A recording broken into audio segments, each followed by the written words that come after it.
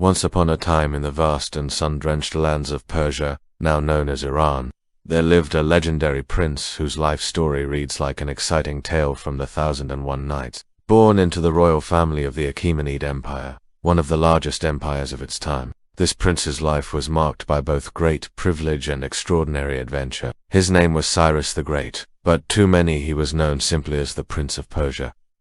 So, who was the Prince of Persia? How did he become so famous?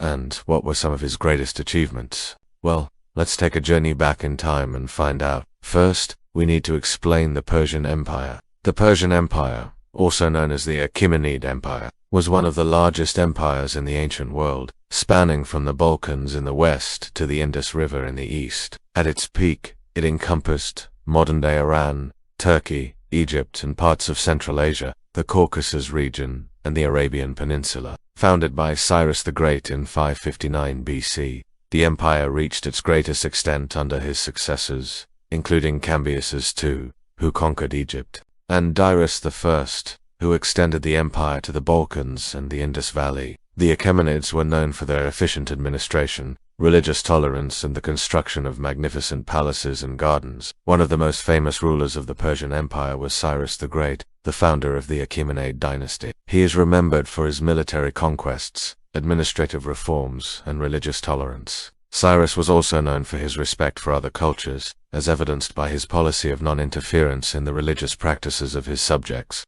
He is considered a national hero in Iran and is celebrated on Iranian New Year's Day. Now that we've explained the Persian Empire, let's get back to our story about the famous ruler. After the death of Cyrus the Great, his son Cambyses II became the ruler of the Persian Empire. Cambyses was a brilliant military strategist, and he went on to conquer many new lands for the Persian Empire. He defeated the Lydians in Anatolia, the Kingdom of Lydia, and expanded the empire into Egypt. After defeating the Egyptian pharaoh, Cambyses took the title of pharaoh and declared himself the lord of the two lands of Persia and Egypt. Despite his military success, Cambyses' reign was marked by controversy due to his alleged cruelty and he executed many of his brother's relatives and advisors, and he is said to have flogged the Oracle of Delphi, a position of great religious importance in ancient Greece. Some historians believe that Cambyses' mental state deteriorated after he failed to locate the mythical source of the Nile River, which led him to believe that the river was actually artificial. When he returned to Persia, he allegedly murdered his pregnant wife and threw her body into a well. These stories may be exaggerated or entirely fabricated by Cambyses' enemies, but they paint a picture of a troubled ruler. Upon hearing of his deteriorating mental state, Darius, Cambyses' younger brother, marched an army of 70,000 men from Media to Susa to take over the empire. Cambyses committed suicide before Darius arrived by falling on the point of his own sword while intoxicated. So now we know about the Persian Empire and we know about the ruler. So let's explain the Prince of Persia. Darius II, originally named Stambolios, was the grandson of Cyrus the Great and the son of a general and satrap of Media under Darius I. He was born around 550 BC and succeeded his father as satrap of Media at an early age. Despite being half Persian and half Median, Darius's Armenian mother made him an outsider in both cultures. As a result, he spent much of his childhood in the city of Susa, where he learned the languages and customs of the empire. In 522 BC, when Darius I seized power, Darius II was only 22 years old and thus was sent to the eastern part of the empire to rule as satrap of Media and Persepolis. However, in 486 BC, Darius II was recalled to Susa to take part in a conspiracy against King Xerxes, Darius's uncle. Although the plot failed and Darius II's head was shaved as punishment, he remained influential in court. In 465 BC, when Artaxerxes I died, Darius II seized the throne, possibly with the support of his mother and wife, who were sisters of the late king. During his reign, Darius II faced rebellions from several cities, including Babylon, where he had to quell a revolt by the Achaemenid princes and rebuild the city after it was destroyed by fire. Despite these challenges, Darius II was able to maintain control over the empire, and he is credited with minting the first silver coins in the Persian Empire. He also built several palaces and gardens, including the famous Palace of Darius at Susa. In 423 BC, Darius II was succeeded by his son, Artaxerxes II, who continued his father's policy of religious tolerance and cultural syncretism. Now that we know about the Prince of Persia, let's explain why he was famous. The Prince of Persia gained fame for a number of reasons. First and foremost, he belonged to one of the most powerful and wealthy dynasties in the ancient world. As a member of the Achaemenid royal family, he enjoyed all the privileges and luxuries that came with being a Persian prince. Secondly, he was known for his bravery and military prowess, despite being half Persian and half Median.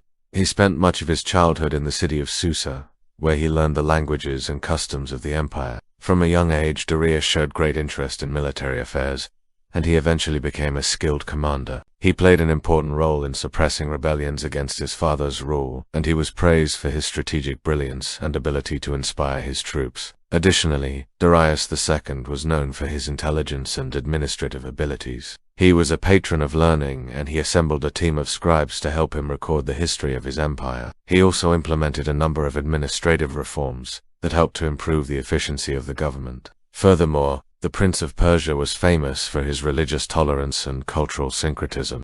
Unlike some of his predecessors, he did not force his subjects to conform to a single religion, and he respected the beliefs of other cultures. This policy of tolerance helped to create a sense of unity and harmony within the empire, and it contributed to the prosperity of his kingdom. Lastly, the Prince of Persia's fame was enhanced by the efforts of later historians and writers who often portrayed him as a legendary figure. Many stories and legends were told about his life and deeds, and these tales helped to solidify his place in history. Now that we know why he was famous, let's explain, was he real? Yes, the Prince of Persia was a real historical figure. There is ample evidence to support his existence and his importance in the ancient world. His name is mentioned in various historical texts, including the Behistun inscription, which is one of the most important sources of information about the Achaemenid Empire. The inscription, which dates back to the reign of Darius I, contains a list of the kings of Persia from Cyrus the Great to Darius I, and it includes the name of Cambyses II, the Prince of Persia's father. Additionally, the Prince of Persia's existence is confirmed by archaeological evidence, such as the discovery of his tomb in the ruins of Persepolis. The tomb, which was discovered in the 1930s, contains a number of valuable artifacts, including a gold and silver coffin that once held the remains of the Prince of Persia. Moreover, the Prince of Persia's legacy is evident in the numerous palaces, gardens, and other structures that were built during his lifetime. Many of these structures still stand today, and they serve as a testament to his wealth and power.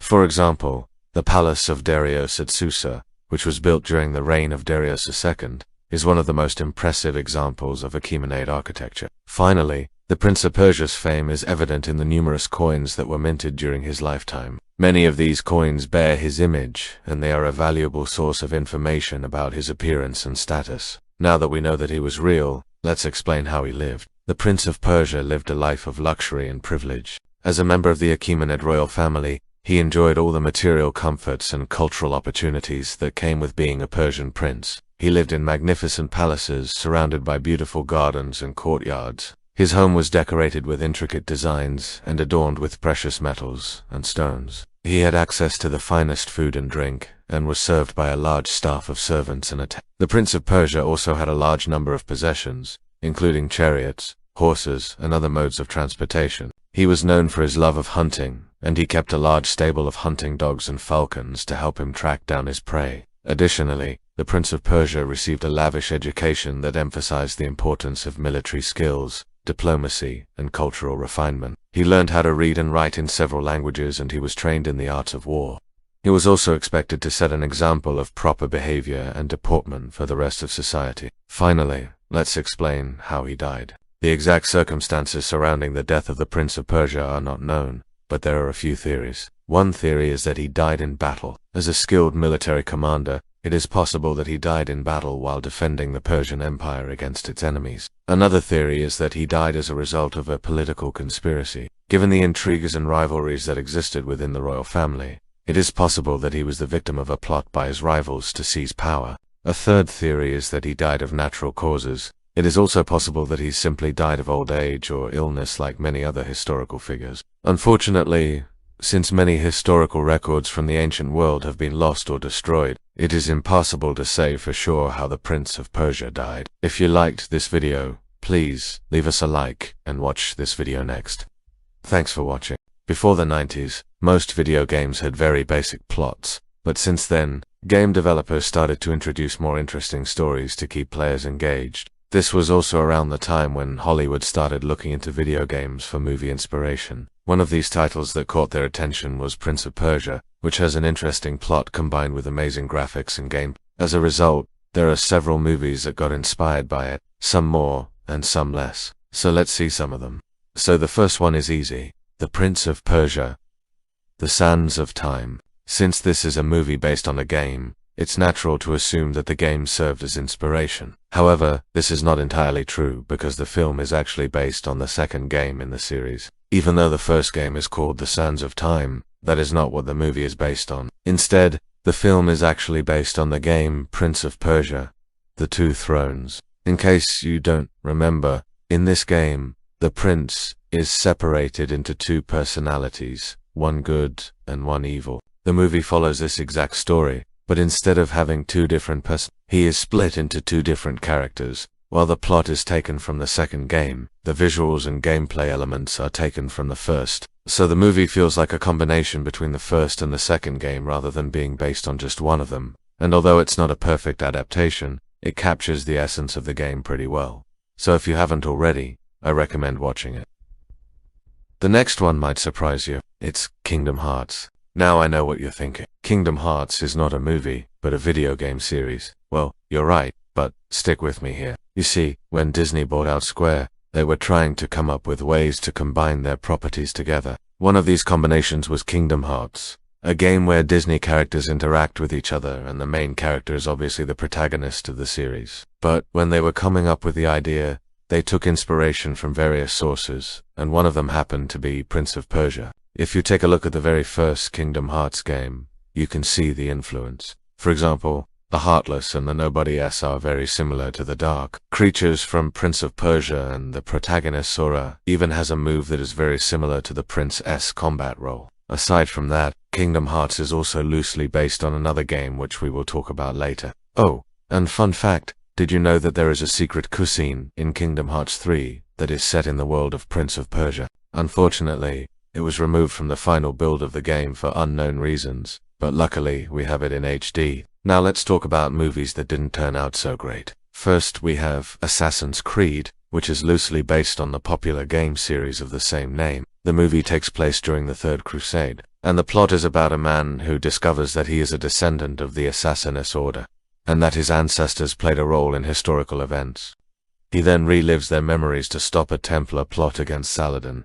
Now where does Prince of Persia come into play? Well, the main character, Callum Lynch, played by Michael Fassbender, also has the ability to perform a fighting move called Eagle Vision. In the Prince of Persia games, the prince has a similar ability called Eagle Eye, which allows him to see traces of magic and other things. It's not exactly the same, but it's close enough. Other than that, both characters are skilled fighters with roguish attitudes, but that's where the similarities end. Overall, the movie received mixed reviews from critics and fans alike. Many felt that the plot was too convoluted and hard to follow, while others thought that the action scenes were too chaotic and poorly edited. It was only after seeing these negative reactions that they decided to make a sequel. Next up we have the movie version of Assassin's Creed, which is completely unrelated to the previous movie. This time it takes place during the American Revolution and focuses on a man named Nicolas Cage, who is a member of the Assassin's Order. His mission is to stop the Templars from obtaining a mysterious artifact known as the Peace of Eden.